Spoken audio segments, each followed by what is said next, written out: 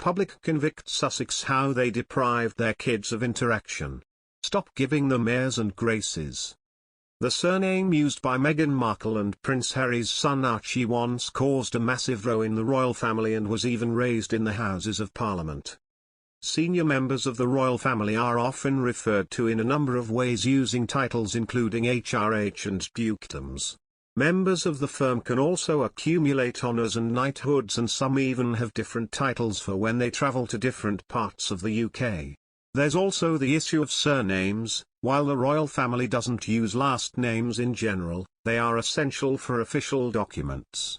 Lower-ranking members of the royal family may not have a royal title, thus they adopt a common surname like the rest of the population.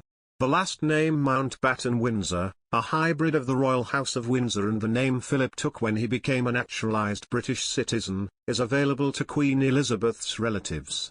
Some of the monarch's grandchildren will sometimes use part of a parent's title for their surname. Prince William and Prince Harry used the titles William Wales and Harry Wales from their father's title, the Prince of Wales, while serving in the military. Prince George, Princess Charlotte and Prince Louis used their parents' Cambridge title as their surname at school in a similar way. However, their cousins Archie and Lilibet used the royal family's official last name, Mountbatten Windsor. The surname once caused a massive row in the royal family and was even raised in the Houses of Parliament, resulting in a rift between the Queen and her husband. The surname first appeared on official documentation in 1973, but the name's complicated story dates back to 1952. Prior to marrying the Queen, Philip's official title was Prince Philip of Greece and Denmark of the House of Schleswig-Holstein-Sonderburg-Glucksburg. This was deemed insufficiently neutral, therefore Philip took the surname Mountbatten after his grandparents.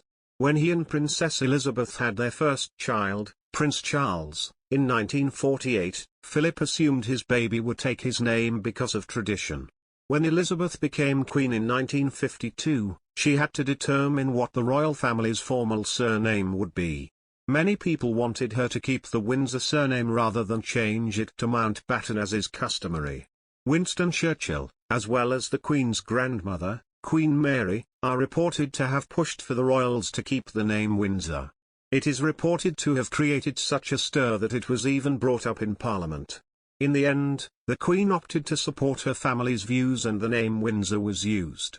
In 1960, when the couple were expecting their third child, Philip was still keen for his children to have his surname. At the time, Her Majesty is said to have gone to see Harold Macmillan, who had taken over as Prime Minister. She said she absolutely needed to revisit the issue and admitted it had been irritating her husband since 1952. Finally, a compromise was met, and on February 8, 1960, 11 days before Prince Andrew was born, the Queen declared that she had adopted the name Mountbatten Windsor. At the time, the monarch said the surname would be used by all her descendants who do not enjoy the title of His or Her Royal Highness. The official royal website details this changeover as the surname is still used today. A statement there reads, "The royal family name of Windsor was confirmed by the Queen after her accession in 1952. However, in 1960, the Queen and the Duke of Edinburgh decided that they would like their own direct descendants to be distinguished from the rest of the royal family, without changing the name of the royal house, as Windsor is the surname used by all the male and unmarried female descendants of George V. It was therefore declared in the Privy Council that the Queen's descendants, other than those with the style of Royal Highness and the title of Prince/Princess, or female descendants who marry, would carry the name of Mountbatten Windsor.